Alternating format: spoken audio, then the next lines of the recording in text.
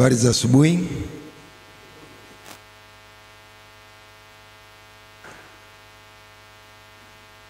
Kabla ni jibu swali lililo mbele yetu leo, ni waandae tu kwamba si kila swali jibu lake ni ndio au la. Si kila swali jibu lake ni ndio au la. Wengi tumezoea kuwa na majibu ya ndio au la au hapana. Lakini si kila swali jibu lake ni ndio au hapana. Nitawapa mifano miwili. Mtu akiuliza, je, ni sawa kufanya kazi siku ya Sabato? Nadhani tulivyozoea tutasema si sawa, ndio tulivyozoea, kulingana na amri ya 4 katika kitabu cha Kutoka 20 fungu la 8 mpaka 11. Lakini ukisoma Mathayo 12:12 inasemaje? Ni halali kutenda mema siku ya Sabato. Kutenda mema ni kufanya kazi. Kwa hiyo swali kama hili inabidi mtu uulize, kufanya kazi gani na kwa nini? Mtu anaponiuliza ni sawa, ni halali kufanya kazi siku ya Sabato, nitamuuliza kazi gani, kwa nini? Sitajibu tu ndio au hapana. Nitauliza kazi gani, kwa nini? Kwa sababu ziko kazi ambazo ni halali. Tuko pamoja? Mfano wa pili, mtu akiuliza, je, ni sawa kuonyesha uchi, kuwaonyesha watu uchi wako? Kwa jibu la haraka utasema hapana, si sawa, mbaya kabisa hiyo. Wewe nitauliza, ninamuonyesha nani, wapi, kwa nini? Kwa sababu kuna wakati ni sawa kuonyesha uchi. Ukiugua ukaenda kwa daktari, na mahali unapoumwa ni sehemu za asili, si utamuonyesha? Unamuonyesha nani? Daktari. Wapi? Labda ofisini kwake au theater. Unahitaji upasuaji wa sehemu za asili, so utaonyesha. Na manesi wako hapo wa kike watajionea siku hiyo, sababu umeugua na unahitaji kutibiwa. Lakini kuna watu wanaonyesha uchi wao kwenye mitandao. Sasa kweli hiyo inaweza isiwe nini? Sahihi. Sasa unamuonyesha nani? Ulimwengu wote. Mako ukiweka online ni ulimwengu wote unaona.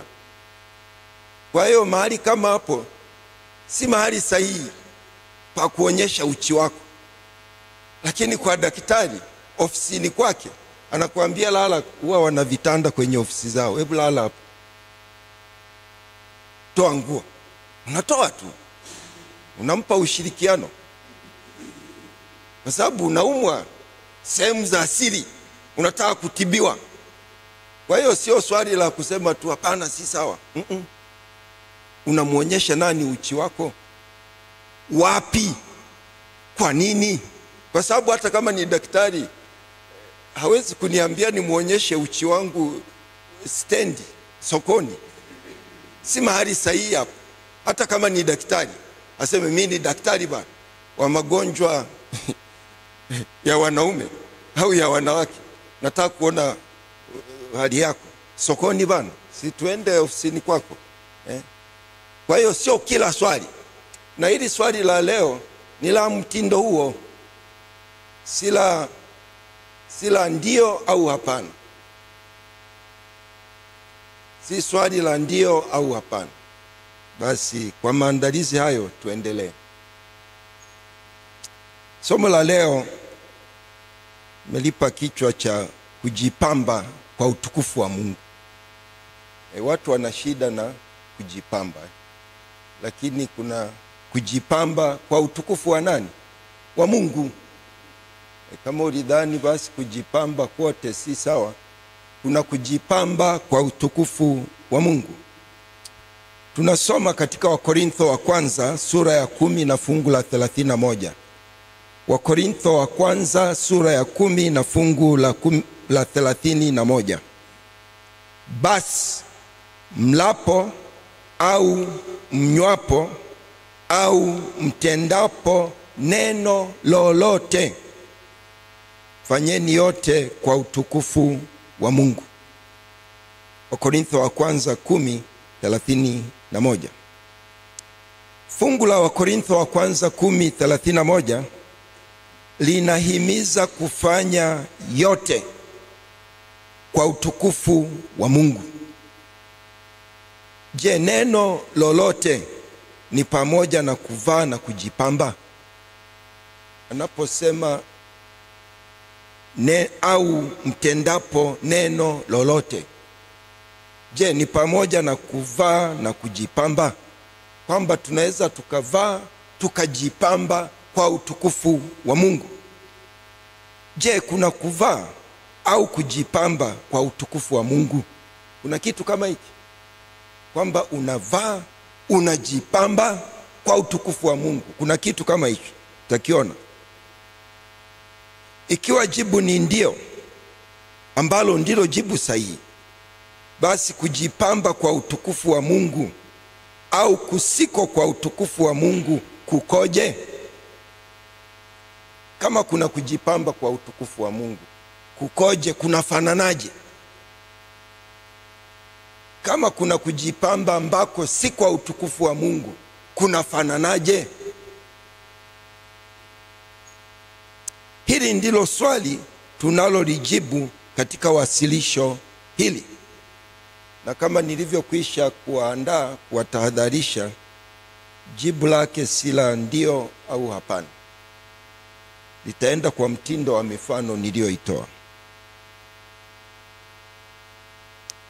Kufanya neno lolote kwa utukufu wa Mungu ni kufanya matendo mema mbele ya watu. Matendo ambayo ni matokeo ya uhusiano wa mtu na Mungu. Mambo ya kuvaa, kujipamba ni kwa sababu ya watu. Kwa sababu ukiwa mwenyewe tu chumbani, si unakaa tu uchi, kuna shida? Si uko mwenyewe tu chumbani, kwani kuna shida gani?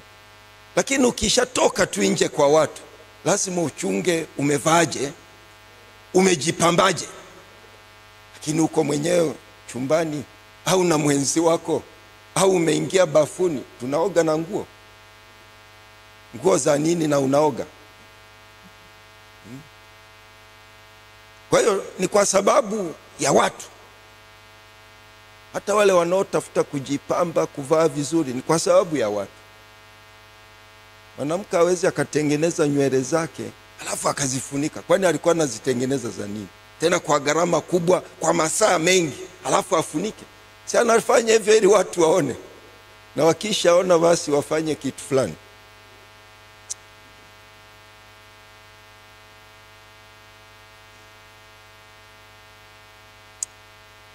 Kwa hiyo kufanya neno lolote kwa utukufu wa Mungu ni kufanya matendo mema mbele ya watu. Matendo ambayo ni matokeo ya uhusiano wa mtu na Mungu. Mungu anapenda utukufu na uzuri. Mungu ni mpenzi wa utukufu na nini? Na uzuri.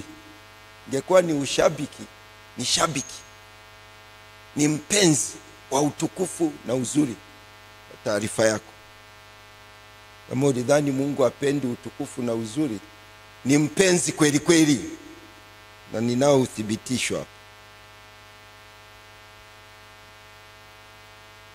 Viumbe vya asili ambavyo ni uumbaji wa Mungu vinashuhudia ukweli huu wa kwamba Mungu anapenda nini? Utukufu na uzuri.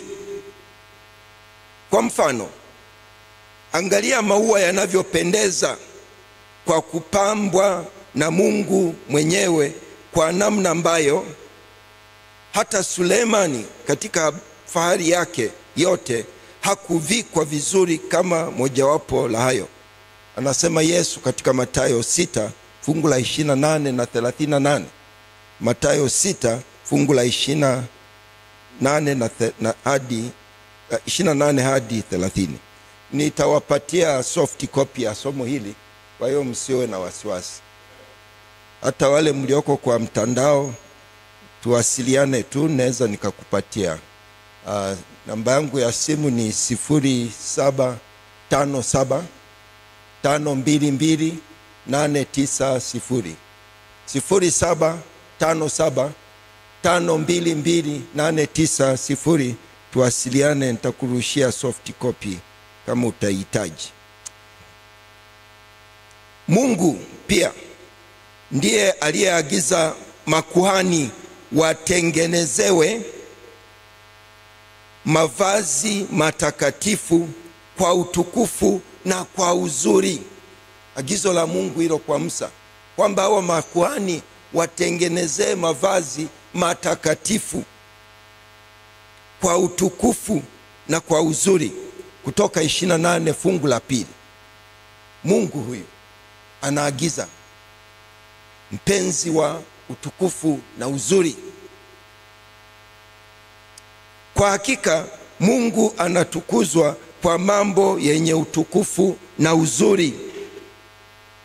Ishara ya mamlaka ya Mungu ni taji ya fahari na kilemba cha uzuri. Isaya 28 fungu la 5.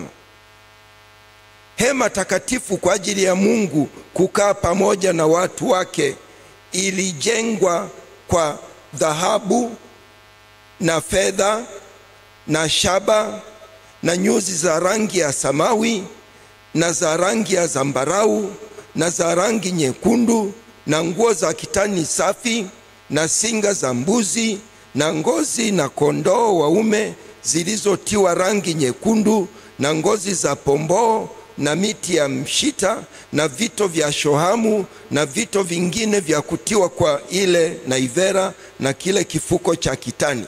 Kutoka 25 fungu la 3 mpaka la 8. Yaani vitu vyote hivi vinawekwa kwa hema ya kukutania, mahali ambapo Mungu anataka kukutane na watu wake. Huyu Mungu ni mpenzi wa uzuri na utukufu,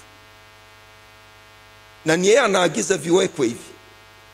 Alafu unasema Mungu apendi uzuri na utukufu, ni wewe tu.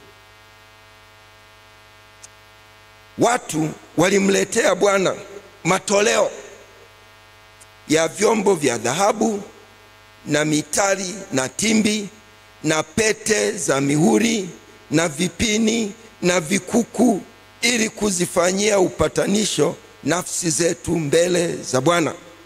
Hesabu 31 fungu la 50. Hivi vitu walivyomletea Mungu, mapambo tupu, wanamletea Bwana ili wafanye upatanisho wa nafsi zao. Mapambo tu haya yote. Taifa takatifu teule la Israeli lilijitambulisha kwa mavazi yenye vishada katika ncha za nguo zao katika vizazi vyao, tena ya kwamba watie katika kila kishada cha kila ncha nyuzi za rangi ya samawi, nacho kitakuwa kwenu ni kishada, ili mpate kukiangalia na kuyakumbuka maagizo yote ya Bwana na kuyafanya. Hesabu 15:38 hadi 41. Kwa sababu ya muda hatutatoa maelezo ya kila fungu, lakini basi nataka niwaonyeshe tu kwamba Mungu ni mpenzi wa utukufu na uzuri. Napenda mapambo.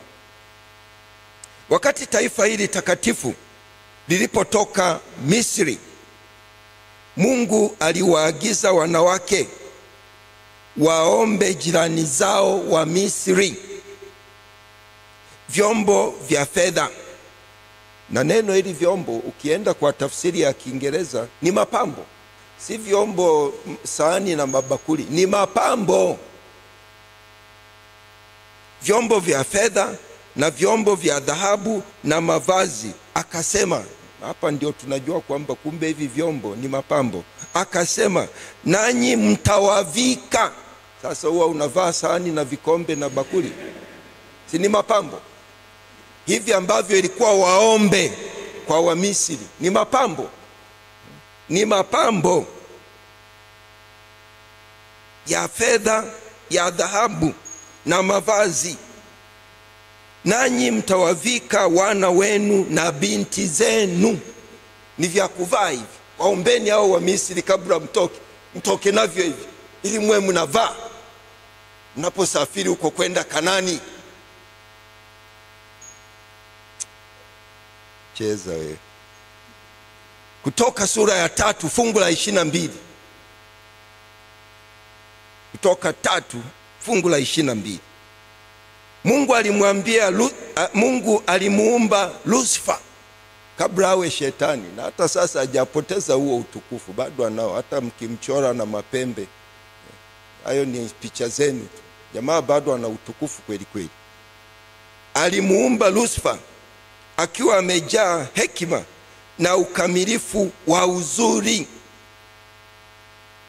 akiwa amefunikwa kwa kila jiwe la thamani, yani akiki na yakuti manjano na almasi, hizo za Mwadui Shinyanga, na zabarajadi na shohamu na yasipi na yakuti samawi na zumaridi na baharamani na dhahabu. Mengine 3 ya juu, lakini basi Ezekieli 28:12 hadi 15. Ezekieli 28:12 hadi 15. Mavazi ya bibi harusi wa mwana kondoo wa Mungu Yesu Kristo yatakuwa ni kitani nzuri ing'arayo safi, kwa maana kitani nzuri hiyo ni matendo ya haki ya watakatifu. Ufunuo 19 fungu la 7 na la 8. Mji mtakatifu Yerusalemu mpya utakuwa kama bibi harusi aliyekwisha kupambwa kwa mumewe, na majenzi ya ule ukuta wake yalikuwa ni yaspi, na mji ule ulikuwa wa dhahabu safi mfano wa kioo safi, na misingi ya ukuta wa mji ilikuwa imepambwa kwa vito vya thamani vya kila namna. Ufunuo 21 fungu la 2 na la 18 na 19. Kama upendi mapambo, basi usiende Yerusalemu mpya, wako utakutana nayo haya. Hata alipoumba wanadamu sisi hapa, Mungu aliwavika utukufu na heshima. Zaburi 8 fungu la 5. Wanadamu walipungukiwa na utukufu wa Mungu walipofanya dhambi. Warumi 3:23. Hii hali tulio nayo sasa ya kutokuwa na utukufu, ya kutafuta sasa utukufu mbadala, ni kwa sababu ya dhambi. Lakini hatukuumbwa hivi. Mungu hakutuumba hivi tulivyo. Alituumba tukiwa na utukufu na uzuri. Imekuja kuwa hivi kwa sababu ya dhambi. Wanadamu walibaki uchi, wakihitaji mavazi mbadala. Badala ya kuvikwa utukufu kama alivyowaumba, sasa wanatafuta mbadala. Walijivika mavazi ya majani, na baadaye Mungu akawavika mavazi ya ngozi ya wanyama. Mwanzo sura ya 3 fungu la 7 na 21. Mwanzo sura ya 3 fungu la 7 na 21. Hata hivyo, badala ya kutumia mavazi, sasa tumeona mtazamo wa Mungu, kwamba Mungu anapenda nini? Utukufu na uzuri. Anafanya mambo yake kwa utukufu na uzuri. Hata alivyotuumba ni kwa utukufu na uzuri. Lakini mambo yakabadilika kwa sababu ya dhambi. ikabidi sasa tuwe na mavazi mbadala, kwa sababu si vyema kukaa uchi. Maka hatuna tena kifuniko cha utukufu, hatuna. Usipovaa utakuwa uchi, na kukaa uchi si vizuri. Hata hivyo, badala ya kutumia mavazi kwa kufunika uchi wao, ambayo ndio makusudi makuu ya mavazi, maki walikuwa wamefunikwa, sasa wamepoteza utukufu, wamebaki uchi. Uchi lazima uendelee kufunikwa, si wa kuonyeshwa, si wa kutangazwa uchi. Labda unamuonyesha tu daktari kwenye theater, hapo muonyeshe, hapo hakuna kufunika. Muonyeshe, si umeugua bana, utakufa. Badala ya kutumia mavazi kwa kufunika uchi wao. Niliwaambia kwamba hili swali ni la ndio na hapana. Tunakuja kwa nini inaweza kuwa ni hapana. Ndio tumekwisha kuiona kwamba Mungu anapenda nini? Utukufu na uzuri. Hiyo ni ndio. Lakini tunakuja kwenye hapana. Kwa nini wakati mwingine iwe hapana? Badala ya kutumia mavazi kwa kufunika uchi wao, wanadamu wameyatumia kwa makusudi mengine. Hapo hapana inaanza sasa. Kama mlidhani mimi ni mpiga debe wa mapambo, sasa nageuza kibao. Nilikuwa naelekea Arusha, sasa naanza kuelekea Moshi.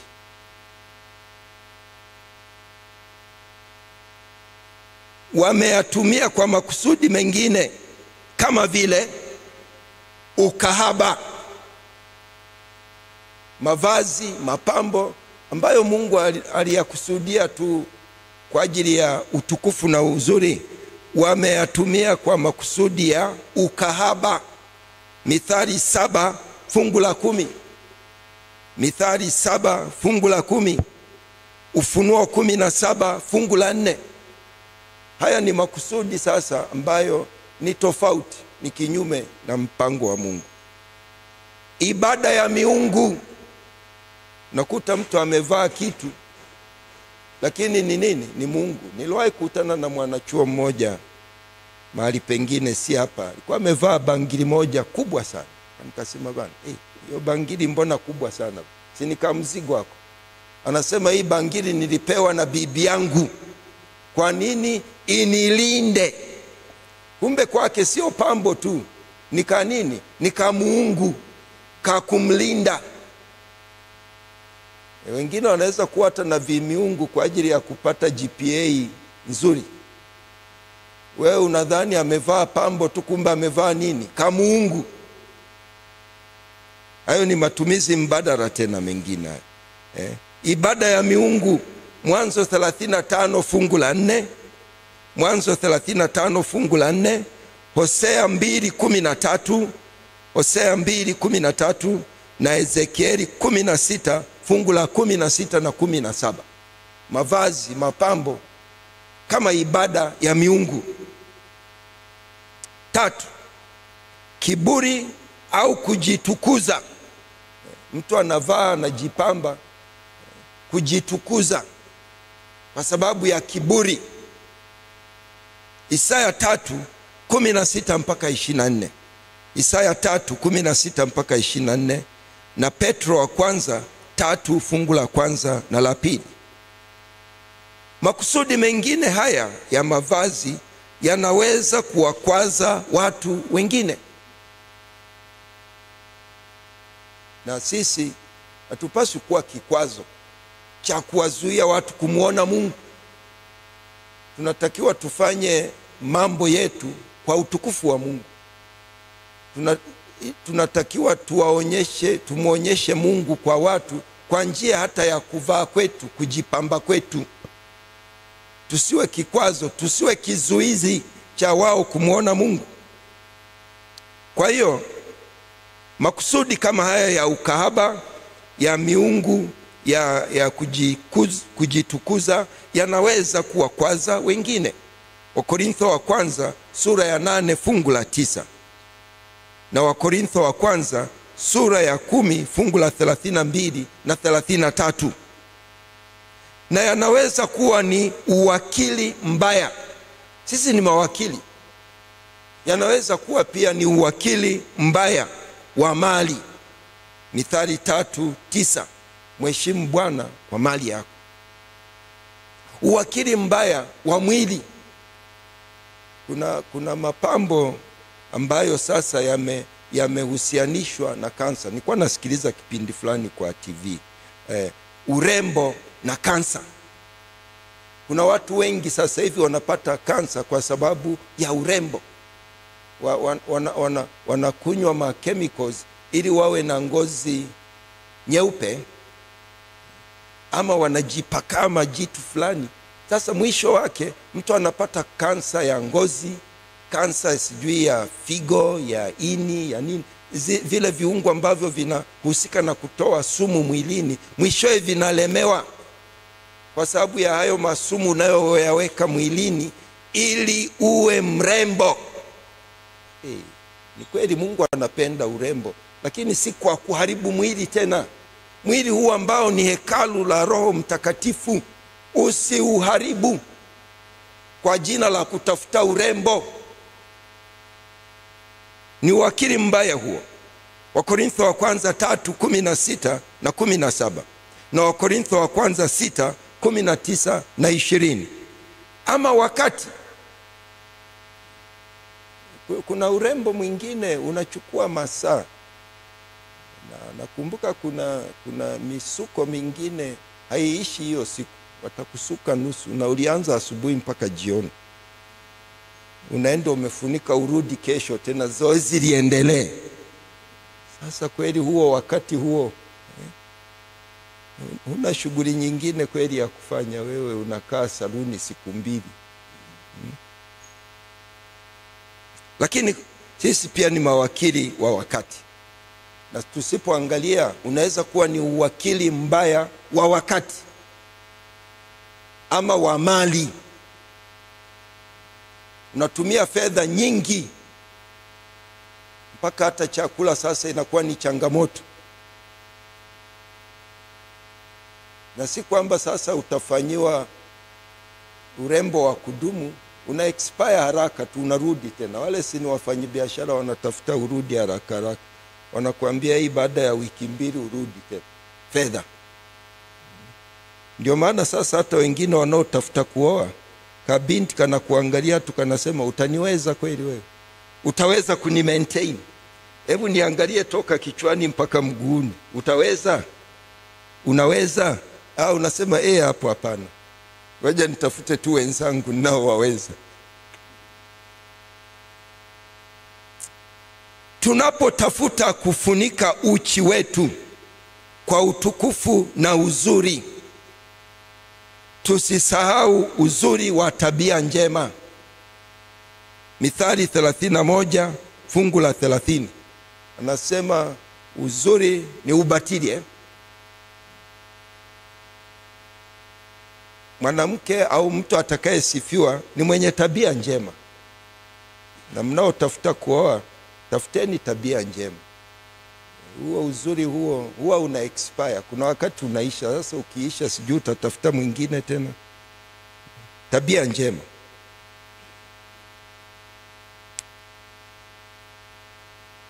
Mithali 31 fungu la 30 na Petro wa kwanza 3 fungu la 3 hadi la 6.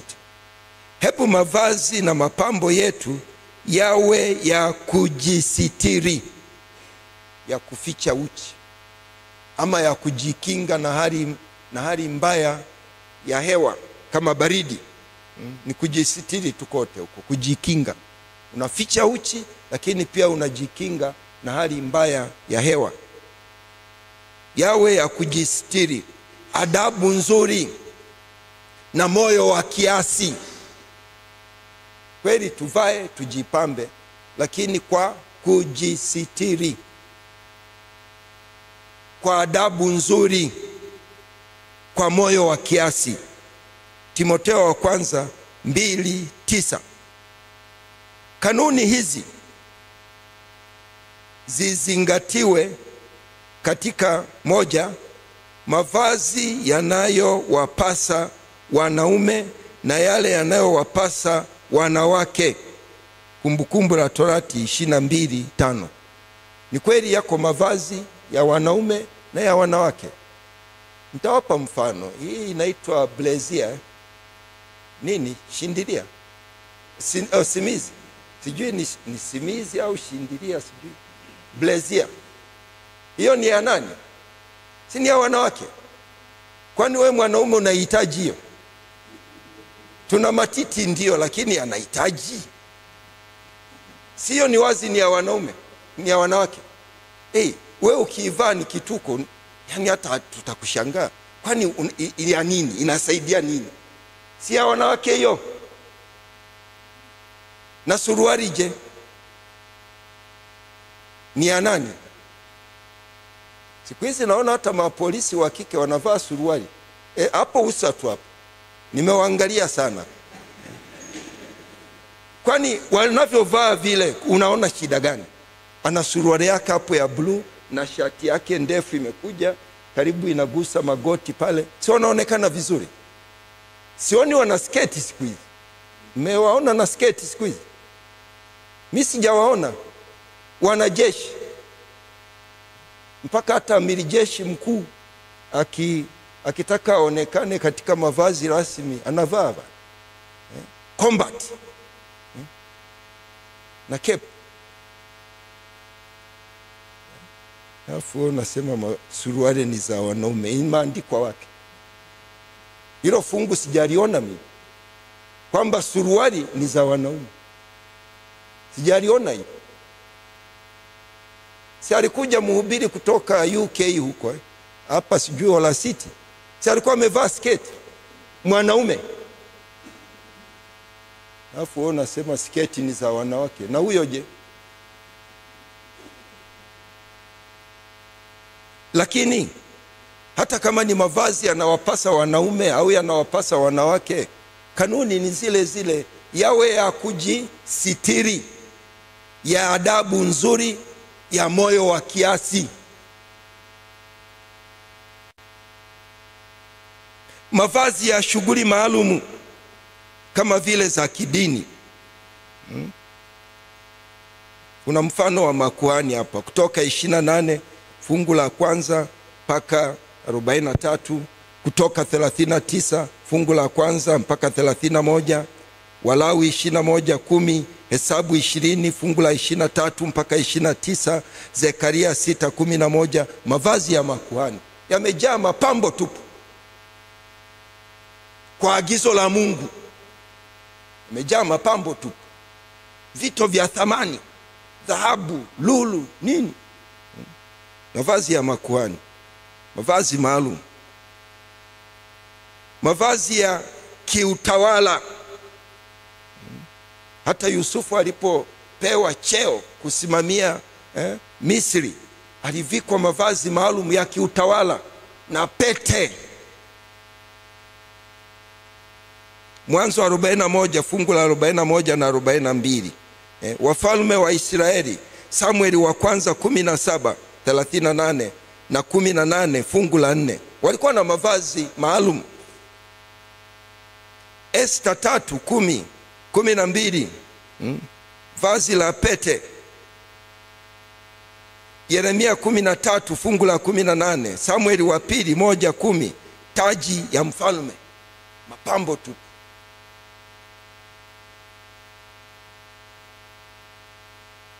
Yeremia 48:17, fimbo ya mfalme. Matendo 12:21, mavazi ya Herodi mfalme.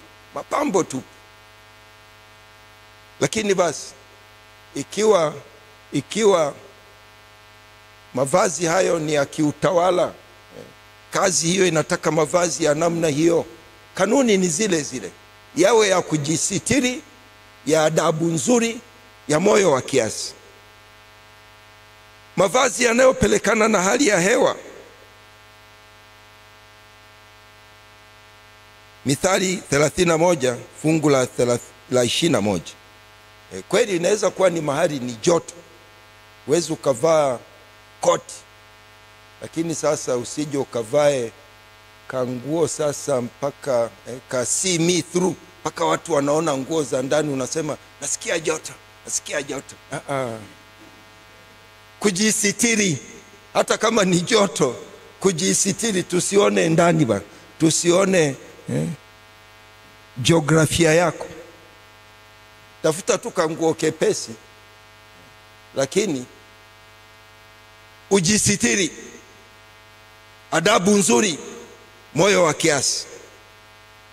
Ni kweli hali ya hewa hairuhusu, lakini kujisitiri bado ni muhimu. Usije ukatembee nusu uchi au robo tatu uchi eti kwa sababu ya hali ya hewa. Kujisitiri. Mavazi ya mahitaji mbalimbali kama ilivyokuwa katika maisha ya Yesu hapa duniani. Unajua naye alivaa alikuwa na nguo za kitoto. Luka 2:7 alivalishwa nguo za kitoto. Sasa unataka katoto kachanga nao kavalishwe suti, katavaa nepi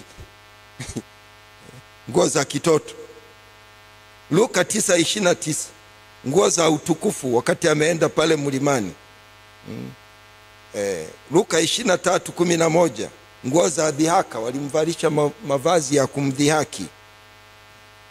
Luka 24:12 nguo za kaburini. Sasa siwe ni maiti, sasa utavaa sanda ndio za kaburini hizo. Kwa hiyo kutakuwa na nguo za mahitaji mbalimbali. Wewe ni mtu wa shambani, unataka kwenda na suti kweli, 3 piece suti, unaenda shambani, watu watakushangaa. Wewe ni mechanic, unakumbana na maoili huko na manini, si unavaa overall bwana. Ni kweli wewe ni mtu wa suti, lakini sasa ukishaenda kulala chini ya gari huko sio pa suti, unaiharibu hiyo suti. Kuhusu agizo la mtume Paulo, sasa hapo ndio penyewe, hapo panapowasha. Huyu Paulo huyu ndiye ametuletea shida. Sasa huyu hatuwezi kumaliza bila kumgusa huyu. Kuhusu agizo la mtume Paulo, hapo ndio penyewe hapo. Najua mnapasubiri tu hapo kwamba nitasemaje. Ninapo kuhusu agizo la mtume Paulo kwamba kujipamba kusiwe kwa kusuka nywele wala kwa dhahabu na lulu, ambazo tumeshazisoma sana huko. Mungu anazipenda hizo, anapamba watu. Na Paulo hapa anasema wala kwa dhahabu na lulu, wala kwa nguo za thamani, sijui ni bei gani hiyo, bali kwa matendo mema kama iwapasavyo wanawake wanaokiri uchaji wa Mungu. Timotheo wa kwanza 2:9 na 10. Mazingira ya agizo hili la Paulo hili ni sharti ya zingatiwe. Wewe ukalichukua tu ili fungu ukaruka nalo, imeandikwa. Na yale tuliyoyasoma, Mungu anapenda mapambo, sinayo imeandikwa. Unafanyaje hapo sasa? Ni sawa na ile kusema imeandikwa usifanye kazi siku ya Sabato. Imeandikwa pia Mathayo 12 ni halali kutenda mema siku ya Sabato. Sasa unafanyaje?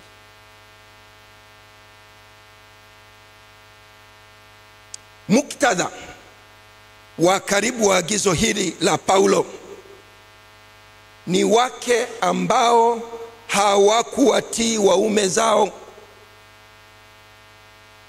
na badala yake walijali zaidi kujipamba kwa kusuka nywele, kwa dhahabu na lulu, na kwa nguo za thamani. Huo ndio muktadha huo, immediate context inaitwa wa karibu, kuliko kujipamba kwa matendo mema kama iwapasavyo wanawake wanaokiri uchaji wa Mungu. Tunajuaje kwamba huu ndio muktadha? Yuko mtume Petro ambaye naye ameongelea jambo kama hili ambaye aliishi na Paulo. Sasa tukuamini wewe, tuache kumwamini Petro? Sikiliza Petro anavyosema akiongelea habari hii. Mtume Petro anafafanua agizo hili la Paulo kwa kusema, kadhalika ninyi wake watiini waume zenu. Ndivyo anavyoanza Petro, kuonyesha nini? Tatizo ni la wanawake, sio wanawake wake. Kuna tofauti ya wanawake na wake. Wake kutotii nani? Waume zao. Kadhalika ninyi wake watiini waume zenu, kusudi ikiwa wako wasioliamini neno, wavutwe kwa mwenendo wa wake zao pasipo lile neno, wakiutazama mwenendo wenu safi na wa hofu, kujipamba kwenu. Naye anaongea lugha kama ile ya Paulo. Kusiwe kujipamba kwa nje, yaani kusuka nywele na kujitia dhahabu na kuvalia mavazi, bali kuwe utu wa moyoni usioonekana, katika mapambo yasiyoharibika, yaani roho ya upole na utulivu, iliyo ya thamani kuu mbele za Mungu. Maana hivyo ndivyo walivyojipamba wanawake watakatifu wa zamani, waliomwamini Mungu na kuwatii waume zao, kama vile Sara alivyomtii Ibrahimu, akamwita Bwana. Nanyi ni watoto wake mfanyapo mema, wala hamkutishwa kwa hofu yoyote. Petro wa kwanza sura ya 3 fungu la 1 hadi la 6. Anachoongelea Petro hapa ni kile ambacho Paulo anakiongelea, lakini sasa ametupatia muktadha kwamba tatizo ni la wake wasiowatii waume zao, wanaojali tu kuvaa na kujipamba. Akishaweka kucha zake za bandia na ameziweka na rangi, amepaka sijui na ina na nini, huyu mwanaume ana nguo zake chafu hapo za kufua, huyu anazifua, huyu sisi tamshinda. Anataka kula, huyu kweli akaweke kucha zake hizo na ina yake kwenye maji tena. Si atabaki tu kwa anamuonyesha, hebu angalia hapo kwenye hotpot hapo. Sasa mwanaume atafurahia kweli kitu kama hicho?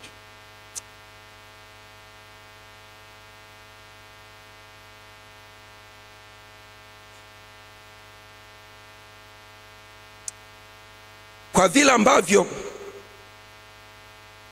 Mungu anapendezwa na utukufu na uzuri, ni wazi kwamba Paulo na Petro hawakuwa wanakataza wanawake kuvaa na kujipamba kwa utukufu na kwa uzuri. Paulo na Petro walijua kwamba Mungu anapenda nini? Utukufu na uzuri. Walilijua hilo. Si wamesoma pia maandiko ya Agano la Kale kama tulivyoyasoma? Walijua hilo. Kwa hiyo sasa walikuwa wana maana gani hapa? Hoja yao ni kwamba wanawake wasiharibu uhusiano wao na Mungu na waume zao kwa sababu ya namna wanavyovaa na kujipamba. Kwa sababu unaweza ukaharibu uhusiano wako na Mungu na mwenzi wako kwa namna unavyovaa na kujipamba. Unajikuta umekosa heshima. Niliwahi kwenda na dada yangu Majita kule wakati fulani. Alikuwa amevaa kanguo kake kafupi na kanabana. Na Wajita kule kwa mwanamke ukisalimia wacha sugu lazima ufanye nini? Sasa kale kanguo akakumruhusu. Maana sasa ni kafupi na kamebana. Anafanya tu hey. Mzee wa Kijita unamsalimia hivyo, alifokewa. Ambia dada, siku nyingine usije na vinguo vya namna hii. Huku bwacha sugu inaenda na magoti.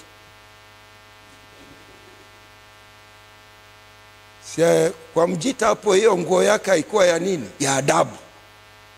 hana adabu. Kwa sababu ya nini? Ya kamini kanakobana, haikuwa na adabu hiyo. Imemshinda kusalimia vile anavyotakiwa kusalimia.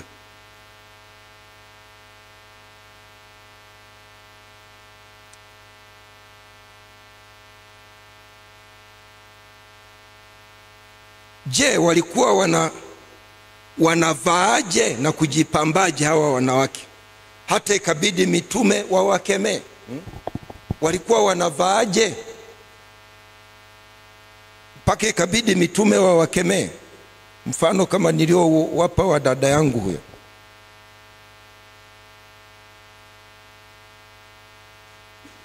Mitume Paulo na Petro walikuwa wanashughulika na tatizo mahalia, loko, lililoathiri kanuni ya mahali pote.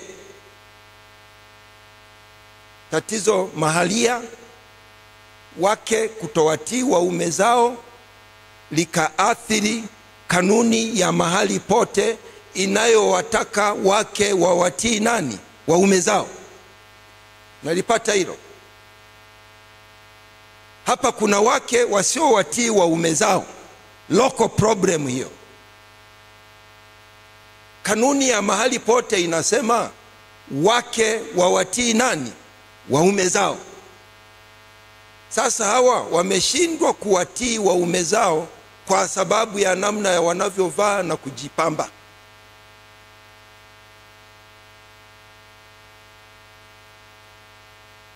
Yaani wake kuwatii waume zao ambao ndio vichwa vya familia, Wakorintho wa kwanza 11:3.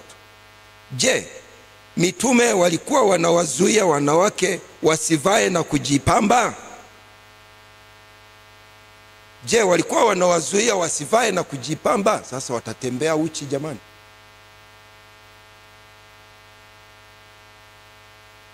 Paulo anajibu, vivyo hivyo wanawake na wajipambe. Unaona? Kumbe akatazi, ila anasema wafanyeje? Wajipambe. Maana ni lazima, ni muhimu bana. Hatuna utukufu tena, ulishapotea baada ya dhambi. Lazima tuweke mbadala. Kwa hiyo wanawake na wajipambe. Mmesikia? Jipambeni. Mginevyo hakuna soko. Vivyo hivyo wanawake na wajipambe. Kwa namna gani? Kwa mavazi ya kujisitiri. Kuvaa lazima mvae, lakini kwa kujisitiri, pamoja na adabu nzuri na moyo wa kiasi. Vaeni, jipambeni kwa kujisitiri, kwa adabu, kwa kiasi. Sio unamalizia hela yote saluni, unamalizia masaa yote saluni, na weni mwanachuo assignment zinangoja.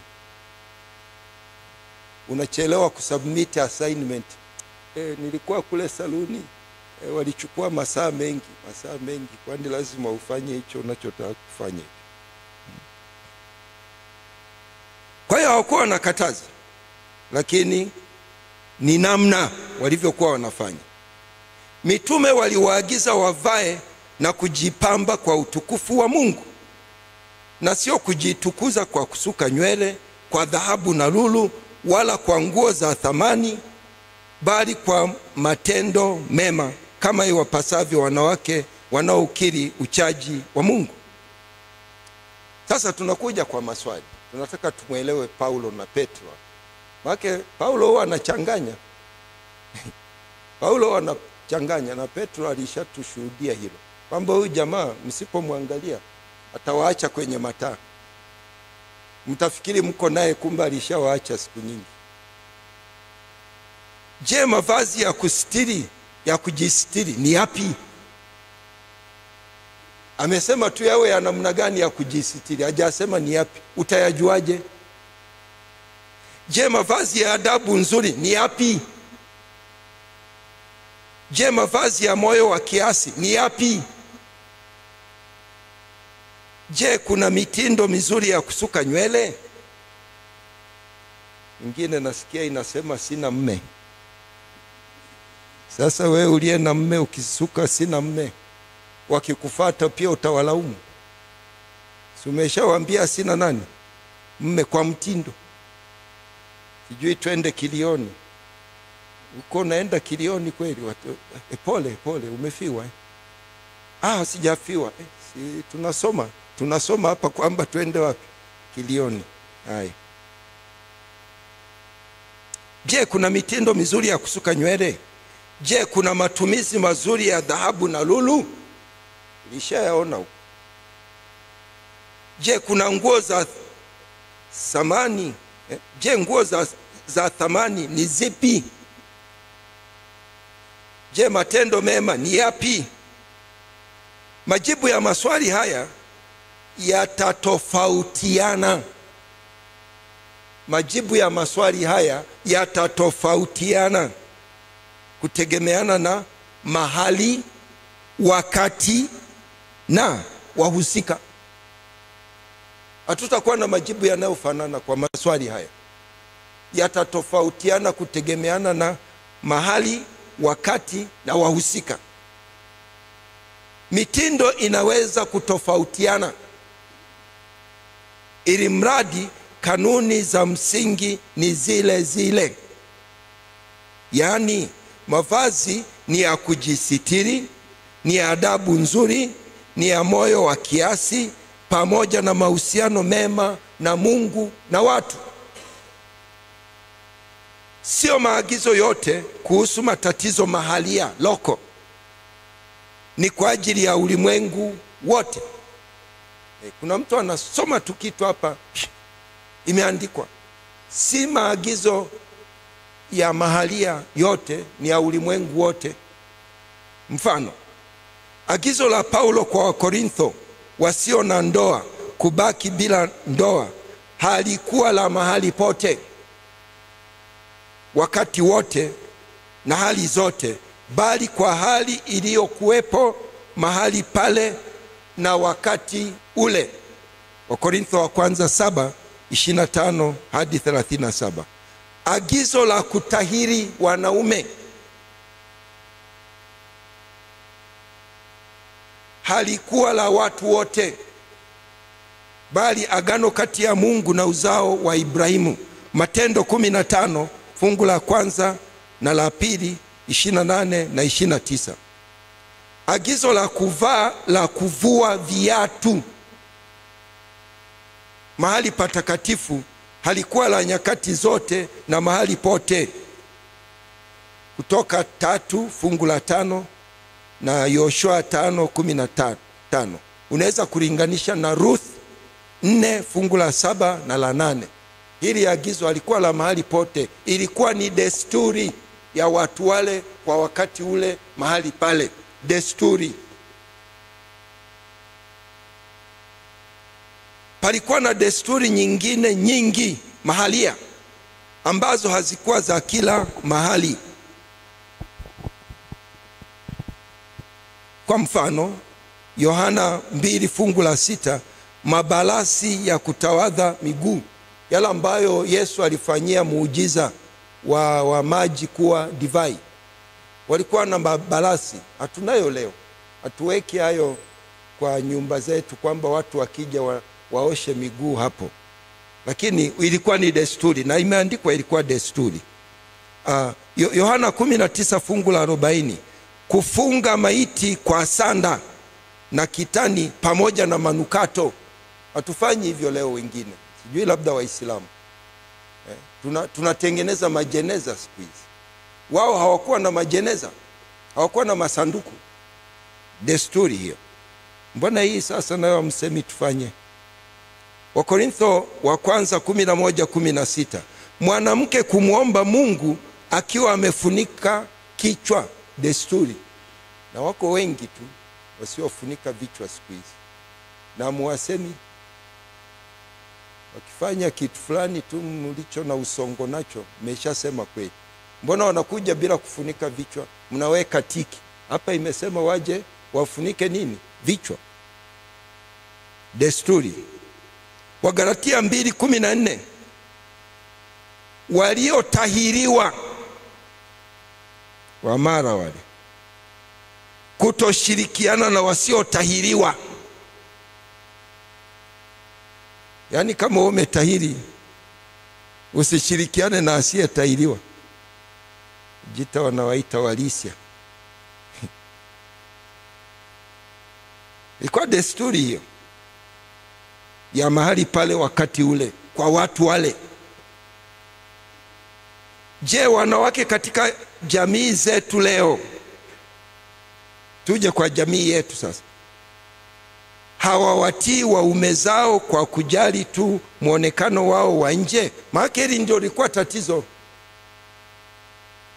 Wanawake siku za leo wana hilo tatizo la kutotii waume zao kwa sababu ya kujali kuvaa na kujipamba. Je, wanajipamba kwa ajili ya ukahaba au miungu au kiburi? Ndio maana niliwaambia maswali mengine sio ya ndio na hapana. Jibu lake lazima kwanza uulize maswali mengine. Ukipata majibu ya hayo maswali ndipo ufanye uamuzi kwamba hapa ni ndio au hapa ni hapana. Je, wanawakwaza watu wengine? Je, ni mawakili wabaya wa mali, mwili na wakati wa Mungu?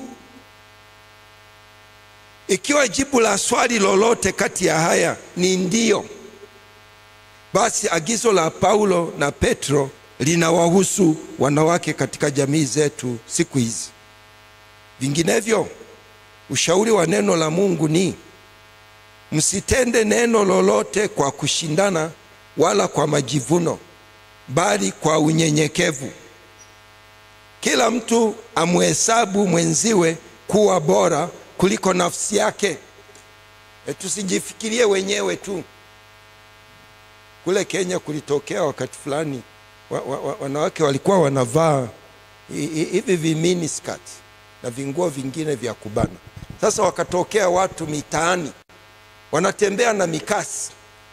Akikutana na mwanamke amevaa kanguo ka namna hiyo tu, si unataka kutuonyesha, tuonyeshe sasa. Sasa wanawake nao wakaja juu na msemo wao wanasema my dress my choice, my dress my choice. Wakaandamana nao kupinga kilichokuwa kinafanyika. Tusifanye mambo kwa kujifikiria wenyewe tu. Eti kwa sababu unataka kuonekana hivyo, basi ufanye tu. Sasa kama unakwaza watu, kama watu wanakwazika, na wewe unatakiwa kuwaleta watu kwa Yesu, utawaletaje kweli kwa njia ya kuwakwaza? Tusifanye mambo kwa kujifikiria wenyewe tu. Kila mtu na muhesabu mwenziwe kuwa bora kuliko nafsi yake. Kila mtu asiangalie mambo yake mwenyewe, bali kila mtu aangalie mambo ya wengine. Wafilipi 2:3 na 4. Hebu tutafakari namna tunavyovaa na kujipamba. Je, watu wengine wanaona matendo mema na wanamtukuza Mungu? Je, tunawavuta watu kuelekea kwa Mungu au tunawapotosha? Na pointi 5 hapa za haraka tu za kuhitimisha. Niliambiwa nikome dakika 5 zilizopita, basi mniruhusu tu nimalizie hii. 1. Mungu anapenda utukufu na uzuri. Anataka tuwe na utukufu na uzuri wa mavazi na mapambo pamoja na matendo mema. Hivi viende pamoja hivi. Hakikisha unaoanisha hivi viwili. Uvae, ujipambe, lakini pamoja na matendo mema. Matendo ambayo watu wakiyaona wanamtukuza nani? Mungu. Anasema hapa kuna Mwadventista kweli hapa. Kuna mtu unamwangalia tu unasema huyu amekaa kama Mwadventista huyu. Na kweli ukimuuliza unakuta ndio. Na mwingine unaangalia tu unasema Huyo hafanani na Waadventista. Ukimuuliza anakuambia mimi ni SDA. SDA. Namba 2, utamaduni wa utukufu na uzuri wa mavazi na mapambo haufanani kwa kila mahali, kila wakati na kila watu. Unaweza kuwa tofauti kwa sababu za hali ya hewa. Kule nchi za baridi, nakumbuka Ellen White ameandika mahali, sinapo sasa hivi, alishauri wasichana, wanawake wavae pia suruali kwa ajili ya kujikinga nini? Baridi. Maki sasa wavulana wanapewa suruali, wanawake sketi, na ni baridi. Akasema nao wajikinge nini? Baridi. Sini za kujisitiri, za kujikinga. Sio kusitiri uchi tu, hata na baridi. Jisitiri kwa baridi. Sasa kuna baridi, we mwanaume umevaa suruali unajikinga, alafu unasema mwanamke asivae aumie na baridi. Wewe. Kwa hiyo utamaduni unaweza kuwa tofauti kwa sababu ya hali ya hewa, mazingira ya shughuli, mitazamo ya jamii, imani za kidini, sare za kazi au matukio. Si ni harusi, sasa vazi la harusi litafanana na vazi la siku zote bana. Tukio hili, graduation. Hivi kuna mavazi, kuna majoho ya wasichana, ya wanawake na wanaume. Kuna majoho ya wanawake na wanaume ya graduation. Si yote sawa? Sasa hapo mbona huwa muongei? Majoho yamekaa kama magauni, hata yanaitwa magauni kwa Kiingereza. Yanaitwa magauni. Na mnavaa tu tena. Umevaa gauni halafu unafurahi umevaa gauni. Nguo ya wanawake. Umevaa nguo ya wanawake halafu uko unasherehekea na cheti chako. Basi ni tukio hilo, ni tukio. Baada ya hapo unarudisha gauni la wenyewe. Tunakuruhusu uvae gauni kwa sababu ya tukio. Tukio la leo ni la kuvaa magauni wote. Wanaume na wanawake magauni. Kuna mwanaume hapa. Kwa hiyo tunaweza tukatofautiana kwa sababu ya matukio tu. Kuna kuvaa na kujipamba kwa utukufu wa Mungu na ambako si kwa utukufu wa Mungu. Mungu anatukuzwa tunapovaa na kujipamba sawasawa na mapenzi yake. Namba 4, kuvaa na kujipamba kwa utukufu wa Mungu ni kwa mavazi ya kujisitiri, ya adabu nzuri, ya moyo wa kiasi. Hizi ni kanuni za msingi kwa mazingira yote. Hazibadiliki sawasawa na vile Mungu asivyobadilika. Mwisho,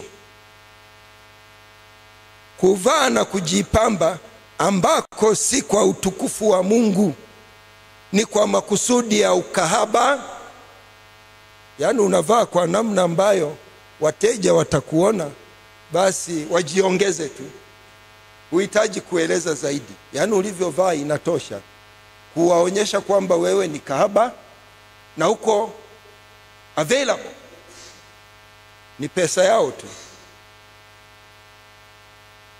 Kuabudu miungu, kiburi na kujitukuza, kuwakwaza wengine na uwakili mbaya wa mali, mwili na wakati wa Mungu. Kuvaa na kujipamba kwa namna hiyo hakumtukuzi Mungu. Mungu hatukuzwi tunapovaa na kujipamba kwa makusudi ambayo ni kinyume na mapenzi yake. Mwisho wa kuwasilisha.